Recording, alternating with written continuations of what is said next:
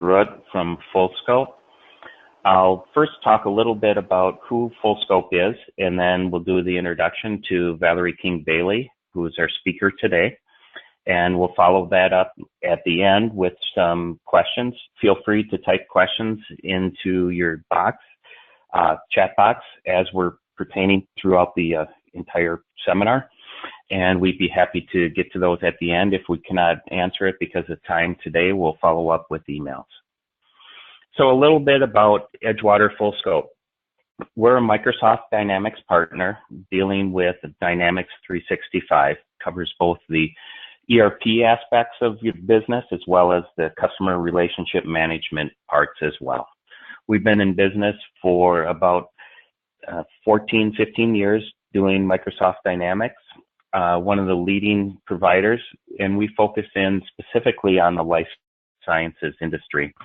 You can see some of the stats that we have. We have well over 200 implementations and over 1,000 for our CRM engagements. One of the top recognized partners, if you look along the blue strip of the PowerPoint slide, just with the different programs that we're in within Microsoft, as well as the Customer Excellence Award. From here, I'm going to introduce Valerie King-Bailey.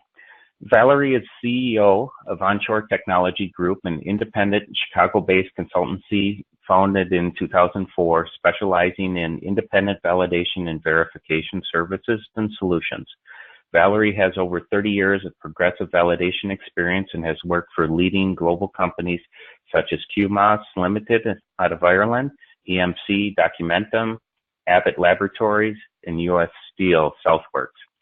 At QMOS, an Irish-based software company, she served as Chief Marketing Officer, where she was responsible for all the global, tactical, and strategic marketing initiatives, in addition to the development of their validation toolkit. She has also made her impact at Abbott Laboratories in Chicago, where she served as Director of Document Management and Quality Systems, leading a $16 million division-wide validation initiative. Valerie received Abbott's Chairman's Award, the highest honor bestowed to an Abbott onto its employees by the CEO and Board of Directors. She received the award for 2 consecutive years. In 2008, she received the Distinguished Alumni Award for UW College of Engineering in 2008, and in 2010, she received the Lifetime Achievement Award for UW College of Engineering. She is one of Wisconsin College of Engineering notable alumni. In 2015, Valerie won IVT Global Speaker of the Year Award. She also received a nomination from Ernst & Young Entrepreneur of the Year Award in 2006. Ms. King-Bailey holds an MBA in Information Systems from Keller Graduate School of Management and a BS in Civil Environmental Engineering from the University of Wisconsin-Madison. She's a member of the Institute of Validation Technology, International Society for Pharmaceutical Engineers, American Society of Civil Engineers, Society for Women Engineers, National Girls Collaborative Project for STEM Education, and Regulatory Affairs Professional Society, and a UW College of Civil Engineering Advisory Board member. With that, let me introduce Valerie. Thank you, Ted, and good afternoon to everyone. This is Valerie King-Bailey, and we have a pretty action-packed agenda today, so I'm going to jump right into our webinar topic today.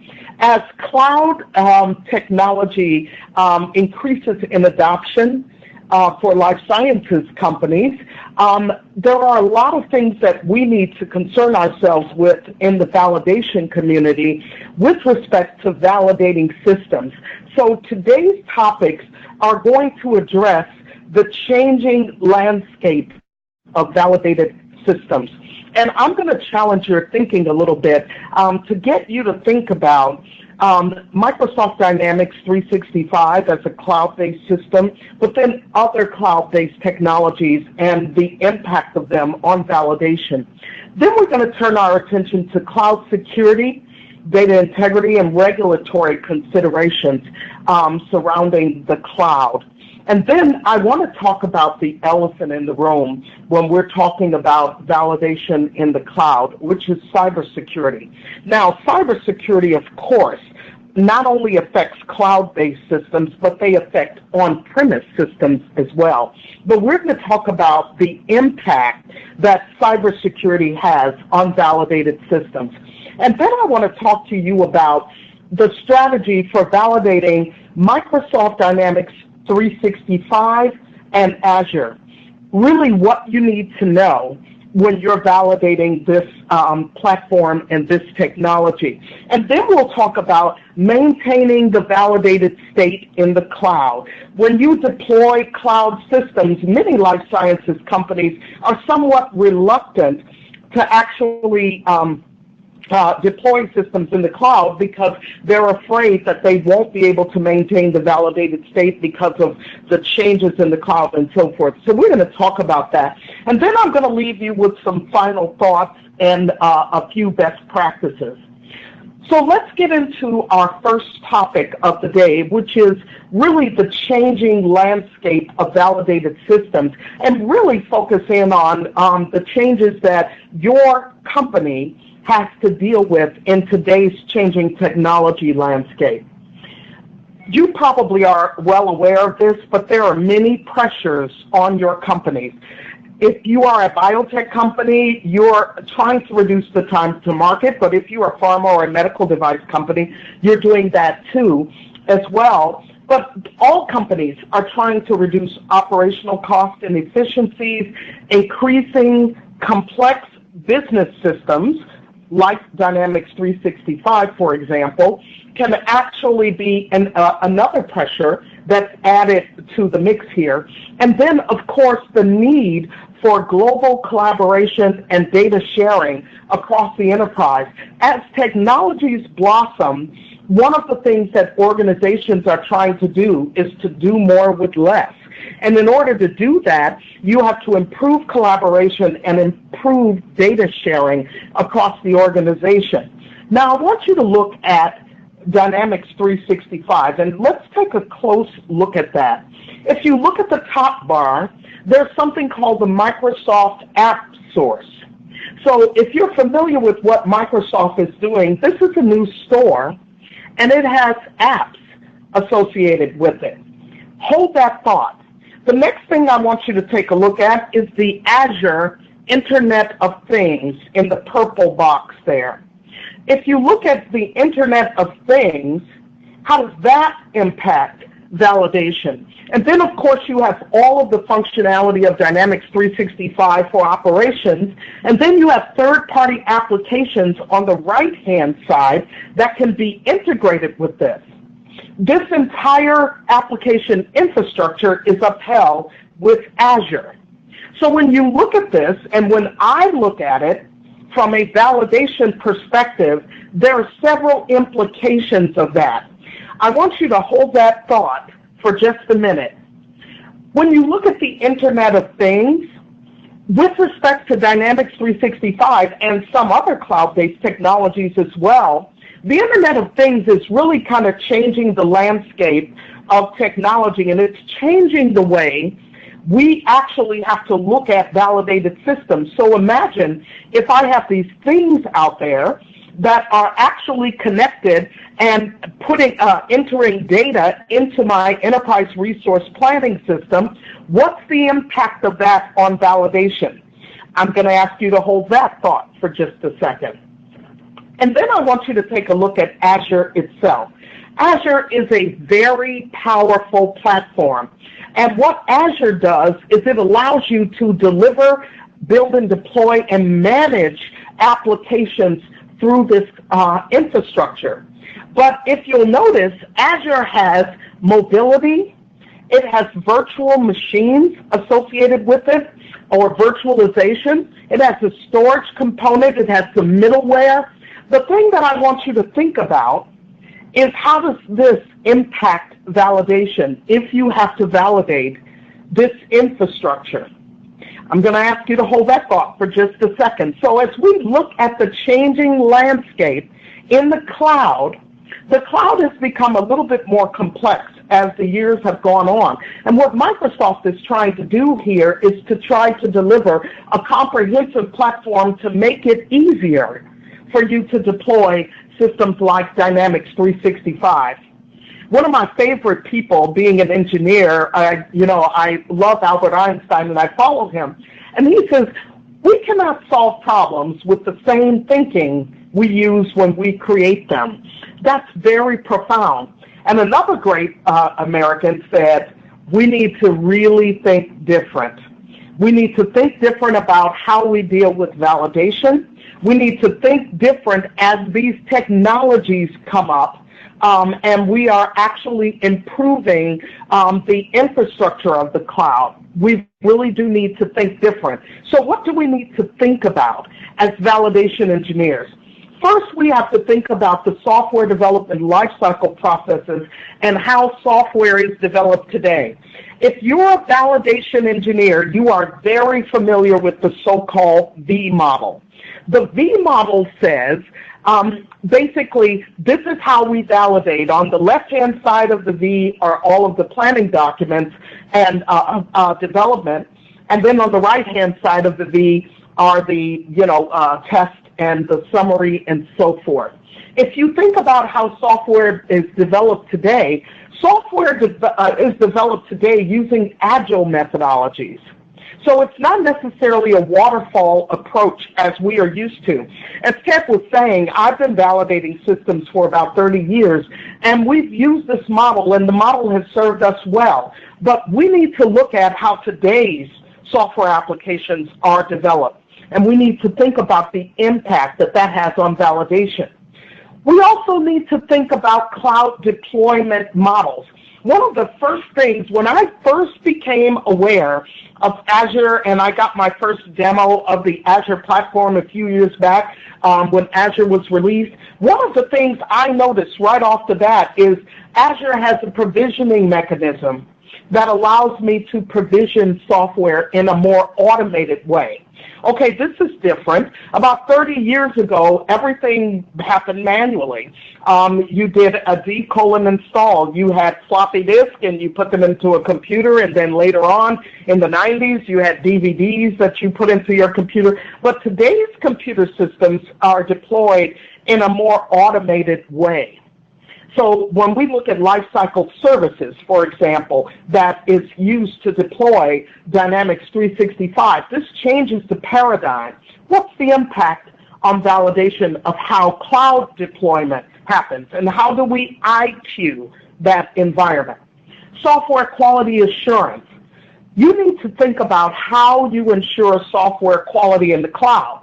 So as validation engineers, what we do to ensure software quality is we test the system. We conduct installation tests, performance tests, and operational tests, your so-called IQ, OQ, PQ tests, to look at that. But now, how do you deal with cybersecurity? And I'm going to talk about that. And how does cybersecurity impact software quality? Also, you need to look at cybersecurity with respect to validation. So for years, we have done IQ, OQ, PQ testing, the so-called installation, operational, and performance qualification of the system. But if you think about today's cloud-based systems, is that enough? Should we really be looking at the biggest threat to validated systems, which is cybersecurity? And how do you, when we talk about readiness for production environment, and remember, validation is documented confirmation and evidence that a system performs according to its intended use and that it's ready for production. How do we ensure that it's ready for production if we haven't even addressed the elephant in the room, which is cybersecurity? I want you to think about data integrity and security. And there's a lot of discussion going on with the FDA concerning data integrity and security. Regulations such as HIPAA, the Health Insurance Portability Act, really mandate that if there's patient-protected information that are in ERP systems or any other type of systems, you have to actually manage and protect that data. But data integrity goes much further than that. So when we look at validated systems, how do we deal with the issue of data integrity and security in the cloud? And then apps. When I first got my first iPhone, when it came out, I was one of the ones who stood in line at the Apple store and waited for my first iPhone. This was during the Steve Jobs era. One of the big things about the iPhone was the introduction of apps. Well, apps are now commonplace across the enterprise, and now enterprise technologies such as Dynamics 365 has apps associated with it. If you understand apps, apps are developed by various companies. So apps are not necessarily all developed by Microsoft. Microsoft has some apps, but they're not all developed by Microsoft. They're developed by a community of developers. So the question becomes, how then do I validate the apps that are associated with Dynamics 365? And how do I look at the apps in this environment? And what happens when apps change? What happens when apps are discontinued and I'm using them in a validated systems environment? How do I deal with apps? Now, this brings another dimension that is not really necessarily addressed by the so-called IQ, OQ, PQ paradigm. We're going to talk about that in today's presentation. And then you need to look at vendor assessment. For those of you who have been doing validation as long as I, or even sometimes shorter than me, you know that for every validated system, you have to do or conduct a vendor assessment. If you aren't, you really should be doing that. And you should be looking to determine whether that vendor is suitable for your environment.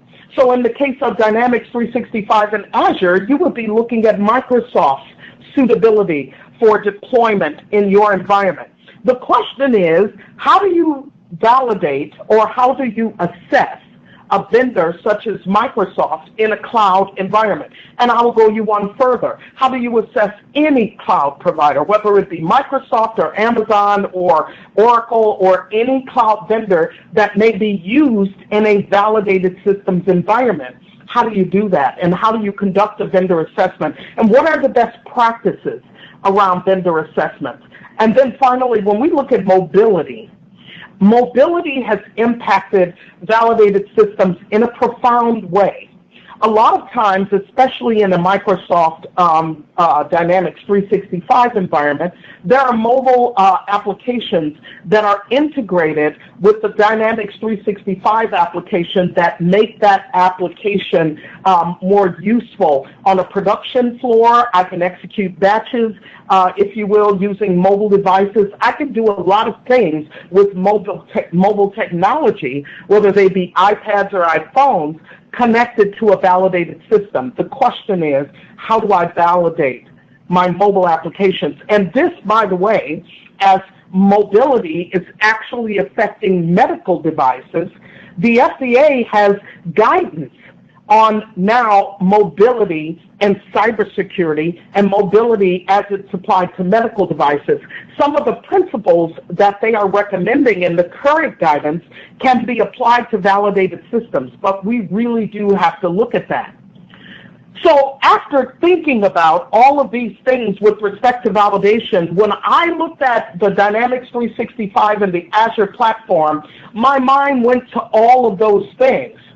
So the current thinking, we've always done it this way. We've always done IQ, OQ, PQ. We've always had a vendor just simply fill out a supplier audit. We've always tested our software by going through a series of test scripts and executing the test scripts and letting that be the evidence that the system is ready.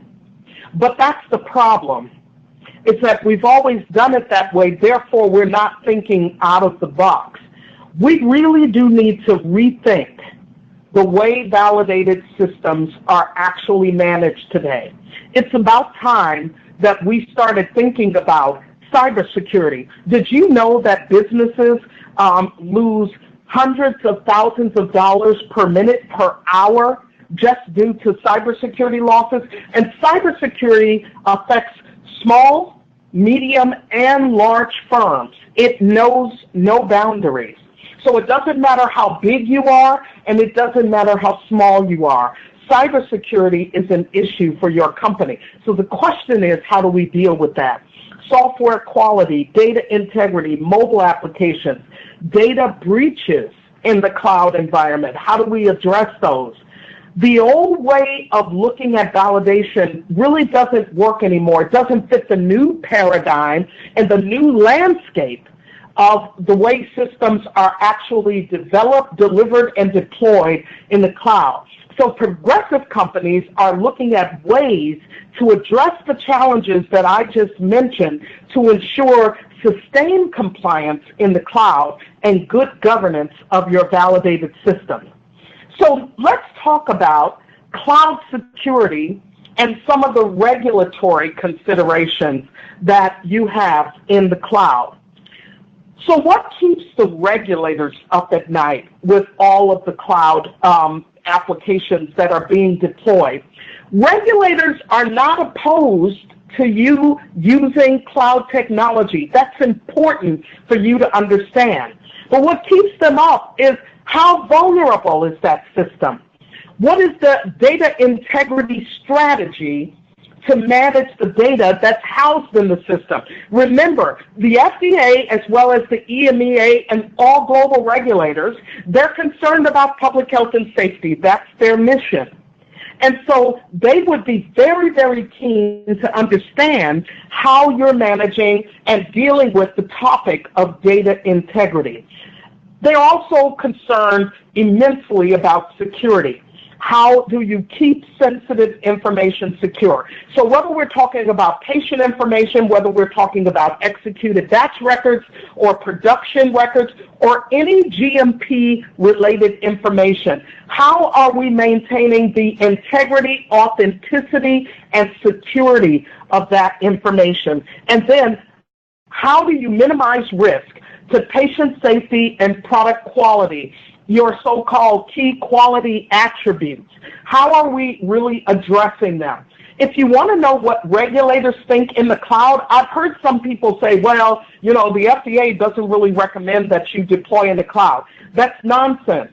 The FDA doesn't care if you deploy in the cloud. They care about these topics. These are the things that you have to concern yourself with. There are some clouds that are better than others, but this is the stuff that keeps regulators up at night, because these things ultimately can have a significantly adverse impact on patient safety and product quality if not properly managed. That's what we need to really be concerned about. So the new FDA guidance will address the following issues. It's going to address data information security, service provider information, migration, ID&B, operational risks, security breaches, all of these things, transparency, and of course, risk management. Everything is based on risk. So when you look at the new guidance for data integrity, if you look at the new guidance for mobility, the FDA is starting to really address some of these. And once the new proposed guidelines come out for the cloud, you're going to see a lot of this there. Now, if we want to really look at the elephant in the room, the big thing that's impacting validated systems that's almost going undiscussed is cybersecurity. If you can't read headlines today without looking at some sort of cybersecurity breach that happened to company A, company B, company C, etc., we really do need to address this particular topic. So when we look at the impact of cyber threats on validated systems, the biggest thing that they do is they increase the risk of using that system. Cyber threats can also result in a denial of use or the so-called denial of service. It can also result in unauthorized system modification, access, and use if the cyber criminals are successful.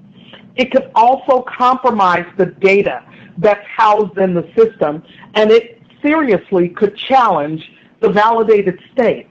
So we really do need to look at cyber threats when it comes to validated systems. But if you take a look at the current state of validation, most validation engineers are validating systems the way I did in the 80s. They draft a user requirement specification, a validation master plan, a validation test plan. They do IQ, OQ, PQ, and all of the other related documents. I won't go into them. And then they say that the system is ready for validation. It's really not ready, I submit to you, until we address the threat of cybersecurity. Now, you may be saying, hold on now, this is really addressed by our IT team. IT has got this, right?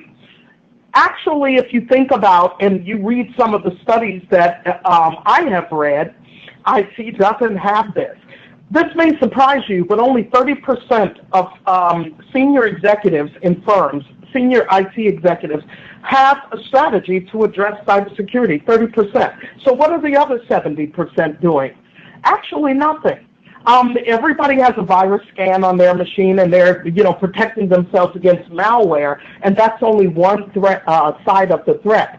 There should be a comprehensive strategy really to address this. But as validation engineers, we should deliberately look at cybersecurity and deliberately talk about how we address the cyber threat. And I'm going to talk to you about that in just a second. If you're not familiar with the NIST, that's National Institute of Standards and Technology, they have a cybersecurity framework that's not only used by the federal government, but it's used across the globe. This has now become a de facto standard for addressing cybersecurity. And there are 5 elements.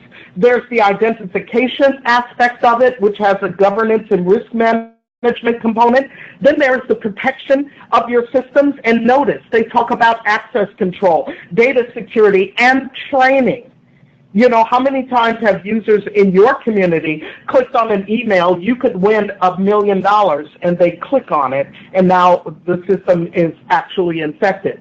The ability to detect and the ability to respond and the ability to recover. I'm going to tell you where most people major with respect to this. It's the actual response to cybersecurity events and somewhat on the detection.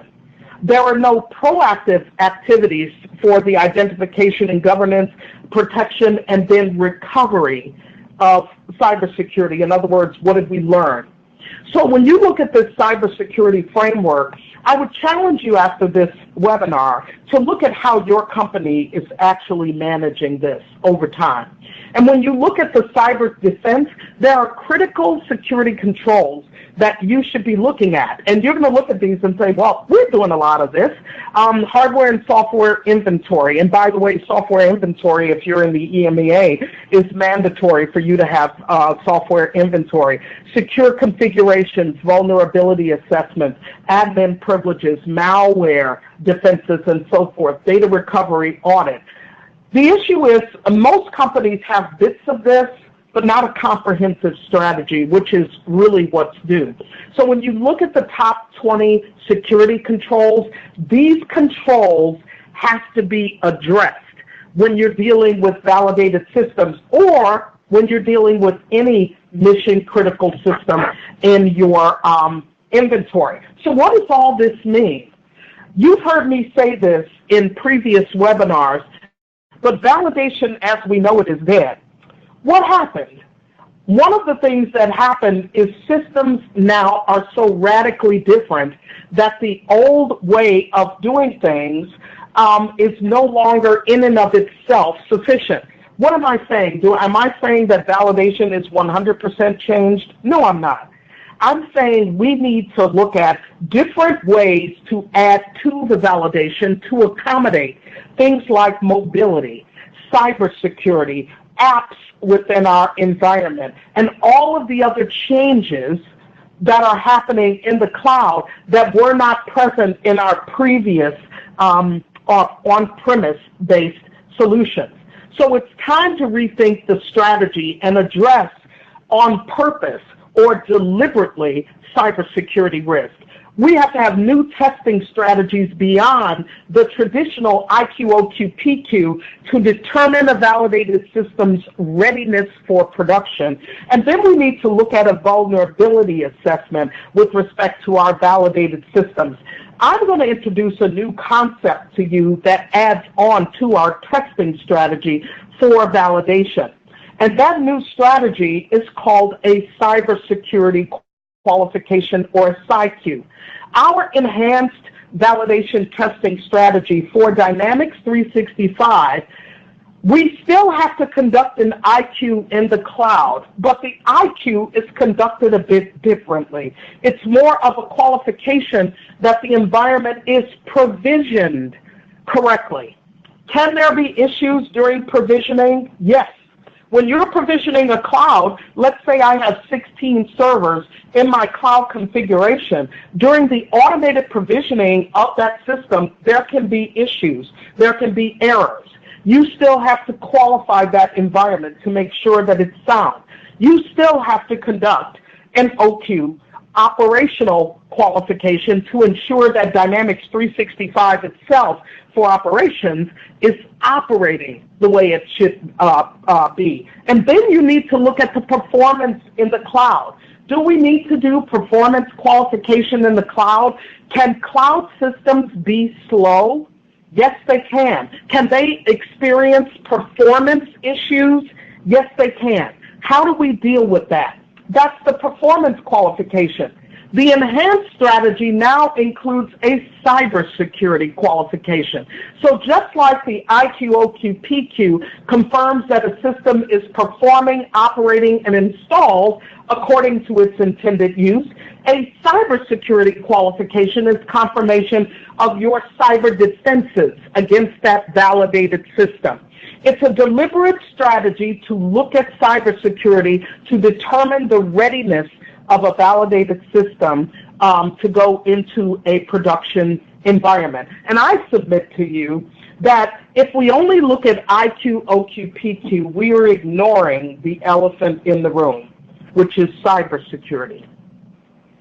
We have a cybersecurity document that we prepare for validated systems. So this is actually written down. We have a cybersecurity assessment template that we use. And basically, it deals with the cybersecurity preparedness. We have a cybersecurity assessment, and then we have the results of our cybersecurity assessment that talk about areas where there are potential vulnerabilities and how we intend to deal with them.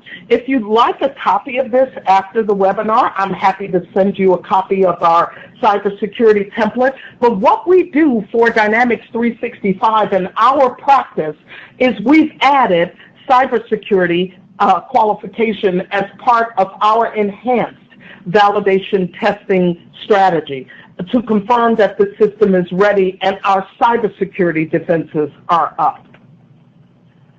The other elephant in the room is change control. I get asked about this at least 2 or 3 times a week. If I'm validating a system in the cloud, the question goes, how do I ensure change control? Because the cloud changes as you are, going throughout the operational use of the cloud system. Good question. There are a couple of things that you should know. Number one, with Dynamics 365 in particular, Microsoft has done a really, really good job of providing resources online for you to take a look at. So did you know that you can go on Microsoft's website in their trust area and you can see all of the changes that have happened to Azure, all of the changes that have happened to D365, which changes there are, and you can make a determination as to how you will maintain the validated state. Later, I'm going to talk about continuous testing, but it's not true that you don't know all of the changes that are made within the system. You can actually get control over how these changes are made and what changes are made. All validated systems are subject to change control. The key in the cloud is that the changes are not under your control. You've outsourced changes to Microsoft. So here's your due diligence. You need to make sure that Microsoft is a qualified supplier, which they are, and you need to make sure that Microsoft is controlling the changes in a controlled manner. And how do you do that? You can look at the Service Organization Control Reports, or the so-called SSAE reports. These are Service Organization Control Reports 1, 2, and 3. They're independent audits that Microsoft posts online for your review, and it talks to you about all of the controls that Microsoft has implemented. This is super important for you to understand. The security landscape of validated systems is changing. So you need to keep up with your malware. You need to make sure that you don't fall behind with respect to vulnerability, and you need to monitor changes and do what we call continuous testing in a cloud environment. The latest FDA guidelines for medical devices on cybersecurity, if you haven't read this, I would recommend that you go on the FDA's website and take a look at the fact sheet. They talk about the FDA's role in securing medical devices, but when you read this, you might say, I'm a pharma company or I'm a biotech. If you read what they're saying, these principles apply, whether you are a medical device company, pharmaceutical company, a compound pharma company, a chemical company, they apply across the board. So take a look at the latest guidance on cybersecurity. Now let's turn our attention in the last few minutes that we have on validating Microsoft Dynamics 365 and Azure. So now that you understand that the system landscape has changed, you understand now that there is really an elephant in the room, and actually a couple of elephants. We've got change control and cybersecurity in the room. We've got apps and mobility associated with our system. So the question is now, how do you validate Microsoft Dynamics 365 and Azure? And first of all, can it be validated? Spoiler alert, the answer is yes. Microsoft Dynamics 365 and Azure absolutely can be validated and have been successfully validated. So let's talk about how we do that. We qualify Azure versus validating in an application environment. This is that change I was talking to you about. Remember, Azure and the cloud environment with D365 are provisioned. So the provisioning happens, so there's not a step-by-step IQ that you go through. Once the environment is provisioned, we qualify it, or we confirm that that environment is actually set up and set up correctly according to our specifications. So do you still need an IQ? Yes. You prepare the IQ for your qualification environment, and there is a new guidance document. If you haven't looked at the Good Automated Manufacturing Practice Guide on infrastructure qualification, it talks about cloud validation and how you do this in the cloud. I wish I had more time to explain how this works, but this guide is really important. IQ documentation is still needed when you're in a hosted environment or cloud environment. The need for validation does not change based on Azure or based on the fact that you're in the cloud. And again, I've heard people say, well, we're in a cloud environment, so we don't have to validate. That's not true. The principles of validation still endure when you're in a cloud environment. So when we talk about the principles that we need to adhere to, we still need a risk-based approach. So when we're validating in the cloud, it's still a risk-based approach. Now, this is not new to you. You know that validation is based on risk. We still conduct a risk assessment. The second principle of validation is to ensure change control to maintain the validated state. The principle of change control still endures. Regression testing is still required. The principle 3 of cybersecurity qualification and testing. We still need to deal with this. This is a new paradigm for validated systems. And then when you're moving to the cloud environment, the fourth principle is to increase your cloud supplier due diligence. you are actually outsourcing a part of your technology infrastructure to a cloud provider. So you need to make sure that that cloud is being managed in an optimal way. So if you follow these 4 principles of independent validation and verification, you will be doing well to start. Now, we practice at Onshore something that we call lean validation. And lean validation is an optimal strategy for validation that takes into account all of the things that I talked to you about. It takes into account mobility, the Internet of Things, and all of those new technologies that change the landscape. But the goal is to eliminate waste, minimize risk, optimize processes, increase efficiency, drive quality, and ensure compliance. Now, you may be looking at that and saying, okay, how do you do that any different than any other validation engineer? One word, automation. In order to do this, to eliminate wasteful processes, you need to automate those processes. Validation is one of the last processes across life sciences that is the last bastion of automation. Many people automate portions of validation. For example, you may be doing everything manually but signing your documents electronically. That's an example of a point solution for validation. What we do with lean validation is we validate and automate the whole process. Again, so how does this look for Azure in D365? What's our validation approach? Well, as we work with Fullscope, Fullscope does their implementation strategy, and we work a lot with Edgewater Fullscope. But as they're doing their implementation strategy, there is a parallel validation work stream that's going on. We establish good governance. You can't validate systems without standard operating procedures and policies.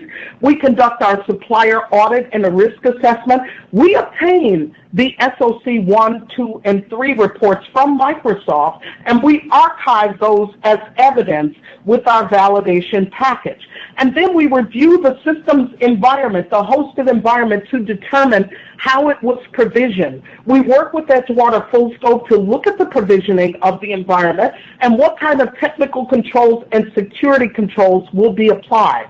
We then look at identified shared roles and responsibility, and we look at system security. This is very, very important. And then we develop our key deliverables. In the green box, we develop our user requirement specification, our risk, our functional design specification, design specs, if it's bespoke development that's going to be included with that. We look at the configuration spec and all of the other documents, too numerous to mention here. We prepare all of those documents and get them pre-approved, and then we qualify the virtual infrastructure. This is really, really important. We still conduct the IQ. And then when we test the application, D365, we conduct our OQ, PQ, and PsyQ along with the system. And then we conduct our validation summary. All of this process is automated. So as we're preparing our test scripts are developed in an automated way. Our traceability to the test scripts are automated. We automate the continuous testing of the validated systems environment using our technology. So we validate the preparation and execution of the validation test scripts. We automate the traceability between our requirements and our test cases, and we automate the actual capture and management of incidents as they go across. This whole process is supported by 21 CFR Part 11 electronic document and workflow processes, so we automate this process. This is what our company uses in our practice to validate Microsoft Dynamics 365. So now let's look at, as our last topic, how do we maintain the validated state in the cloud? Well, a couple of challenges, and some that we've already talked about. Change control happens continuously, but as we talked about, Data integrity is a real big issue when you're talking about maintaining the validated state over time. Formats change, software changes over time, so how do you ensure that your data integrity and your records are authentic and remain intact? And then continuous regression testing. A lot of times this is the bane of validation, because when we do continuous regression testing in a manual world, a lot of times what we're doing is we're rewriting the scripts over and over and over again. This is where lean validation comes in. We automate all of our processes to generate the required documented evidence. So we automate the requirements trace, we automate our electronic signatures, we automate document approval, we automate test script generation, and we develop a reusable test script library for Dynamics 365. This is where my clients have an advantage, because I have clients now who are using D365 that when they change the environment or when they want to continuously test and conduct regression testing, they go to the reusable test script library and they version those test scripts and they re-execute them. Notice I didn't say they rewrite them. They re-execute those test scripts and they can maintain that library. Maintaining the validated state is somewhat straightforward if you know what you're doing. All service providers are not created equal. Microsoft has done a really good job with Azure in terms of having independent audits come in and audit the Azure environment to ensure that Microsoft is controlling this environment. I would strongly recommend that you take a look at the SSAE 16 reports, the SOC 1s, the SOC 2s. Those reports need to be fully aligned with 21 CFR Part 11, but some service providers, they're not fully aligned. The SOC 1 deals with controls placed in operation at a specified date, and Microsoft's reports are dated, so it tells you what they are applied to. And then the SOC 2 is the report on controls placed in operation as of a specified period, and it tests the operating effectiveness of Microsoft during that period of time. You've got a lot of data centers that are out there that are non-Microsoft that may or may not be familiar with regulatory requirements. Here's what I would say. Be careful who you use as a service provider. When I talk about us employing an automated test strategy, this is an example of what I'm talking about. So in some cases, I can actually set a timer. So if you look in the circle there, I'm actually determining how often I will continuously test my D365 environment. Now, this is really kind of a pain if you're doing it manually, but if you're automating your test scripts, this is easy. So I could set a timer and I could say once a month, go out and run all 300 of my D365 test scripts and tell me if there are any material changes to my system.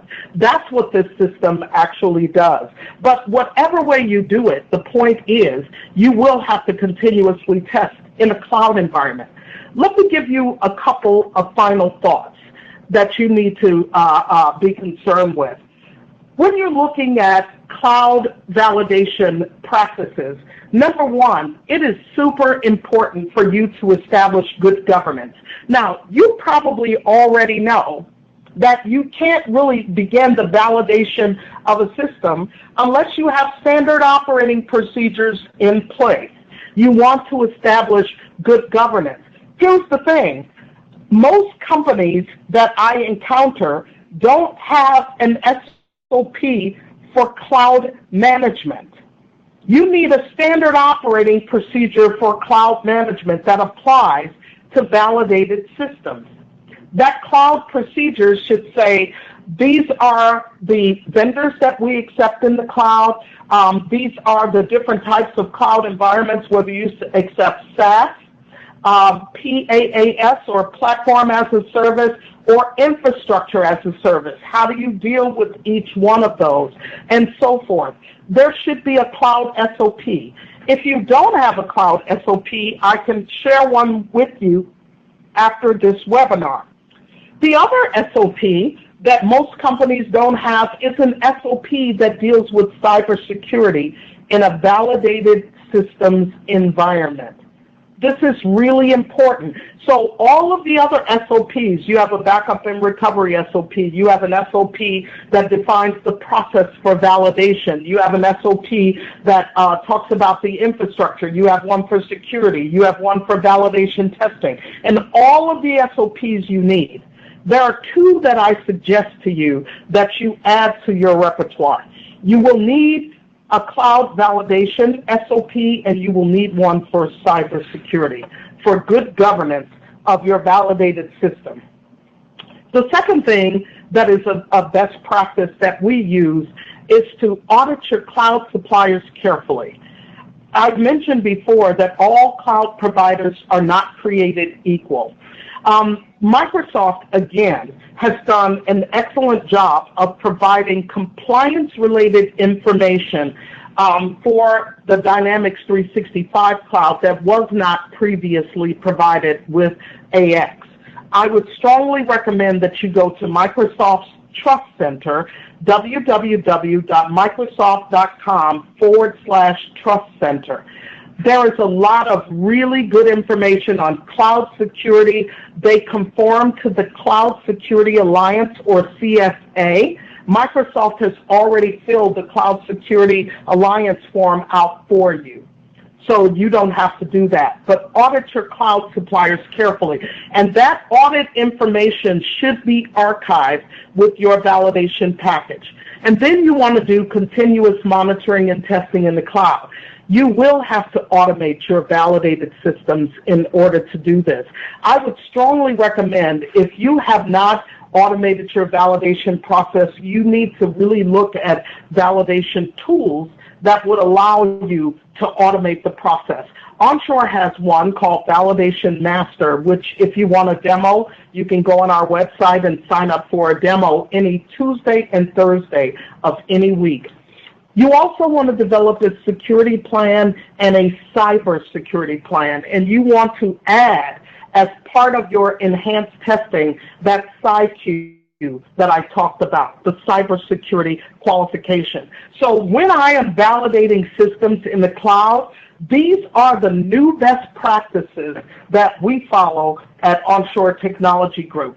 And let me give you a couple of final thoughts. Rethink your validation strategy. At the beginning of this presentation, I challenged you to think. Think about mobility, think about apps, think about the Internet of Things, think about all of the different strategies that I talked about and how they impact your validation. And you will come to the same conclusion as I. We really do need to rethink the way validated systems are validated. Validation, as we know it, is dead. You need to apply some of the new principles like cybersecurity qualification and mobility testing and automated strategies to rethink how you do validation. We also recommend that you practice lean. In every other area of your company, there are strategies to automate things. You even probably have systems that automate the capture and management of key performance indicators and operational criteria across the company. Validation is one of those things that still, for the most part, in a lot of companies that I'm in, is still done manually. And there is a lot of waste in validation. We call it lean validation because it kind of follows a lot of the principles of lean manufacturing. If you think of lean manufacturing, the goal is to eliminate waste and to optimize the processes to improve efficiency. Well, if you've been around validation as long as you know there's a lot of waste in the validation process itself. And so lean validation is really designed to eliminate those wastes and to speed up the validation process itself and make it a little less onerous than it can sometimes be.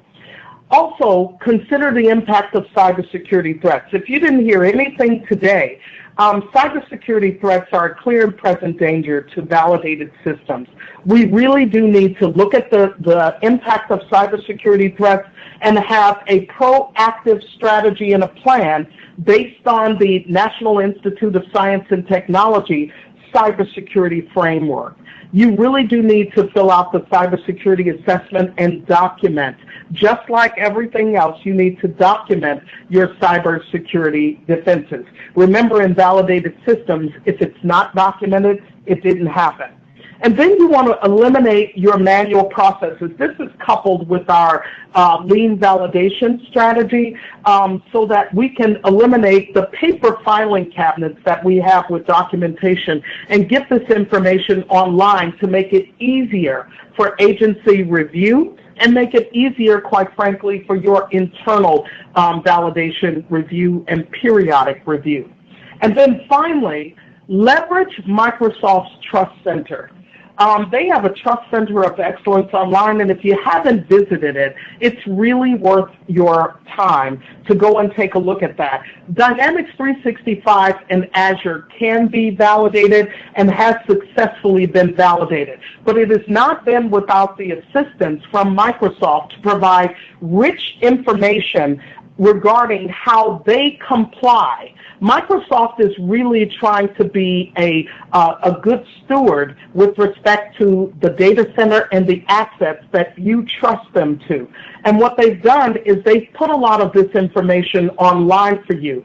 FullScope also leverages a lot of this in their implementation strategies and are an excellent partner to work with as you look at partners who understand validated systems. One of the reasons I work so closely with FullScope is they do understand validation.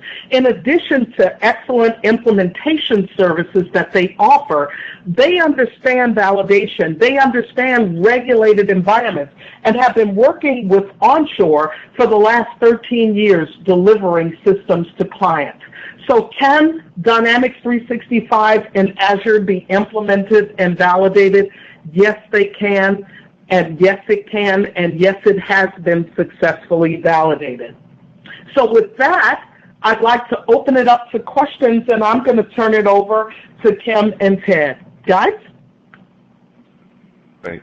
Valerie, thank you very much. Great information there. What we're looking for is, there's a couple questions that have come through, Valerie, if we can spend a couple minutes on it. One of the questions is it possible to get a copy of your PsyQ templates? Yes, indeed. As part of your participation in this workshop, I will be sending you a copy of the cybersecurity template in Word format. So if you want to edit it and modify it, you're more than welcome to. Okay. Next question along the same line is, so you're saying that cybersecurity qualification should be part of the validation testing strategy? Yes, absolutely. So IQ, OQ, PQ doesn't really go away. IQ, OQ, PQ still stands. What we're saying is, and what we do in our practice, is we've added the cybersecurity qualification. We believe that you can no longer take for granted because your system has malware software on it that you're therefore protected with cybersecurity. If you look at the National Institute of Science and Technology framework, there's a lot more to ensuring that a system's cyber defenses are up. So when you look at the, the identification, the protection and security of the environment, the response, the detection, and so forth, those 5 elements in the NIST framework, you will then quickly realize that you need to look at all of those areas. So yes, we are saying that our enhanced validation strategy now includes a cybersecurity qualification or a PsyQ. And next question here has 2 parts. Could you talk a little more about continuous testing, and then how often do you need to test if we're deploying in a cloud environment? That's a great question, Ted. And how often, let me answer the first part first. How often is based on risk. Some organizations, due to the fact that systems like D365 and Azure change maybe, monthly or weekly in some cases, the more changes that are made that could impact the system, the more frequent your changes.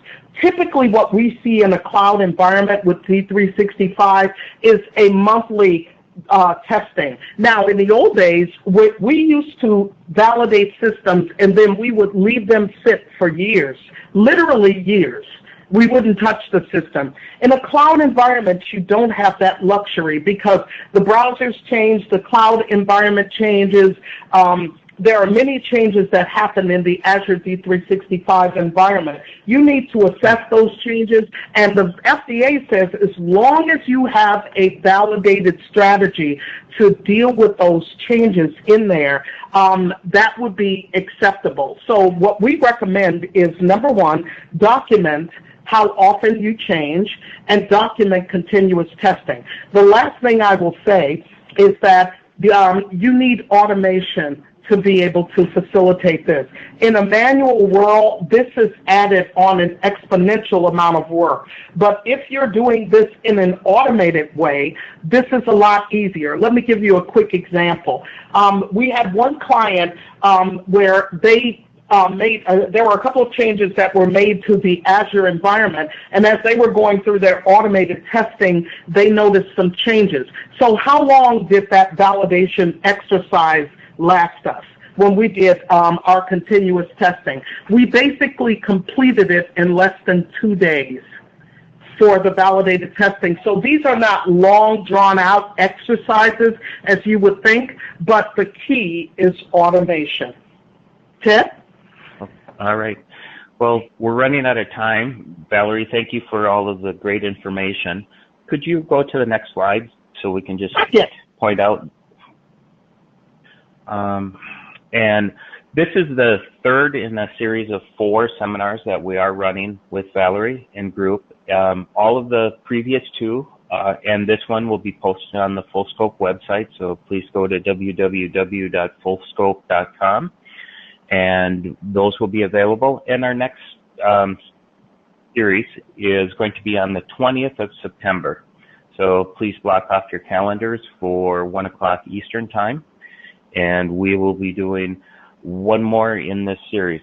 And if you have comments or suggestions of other topics, please do feel free to shoot them off to either Valerie or myself. And I'm at ted.root@fullscope.com, and that's ted.root@fullscope.com. Thank you all very much for your participation today, and have a great day. Thank you, everyone.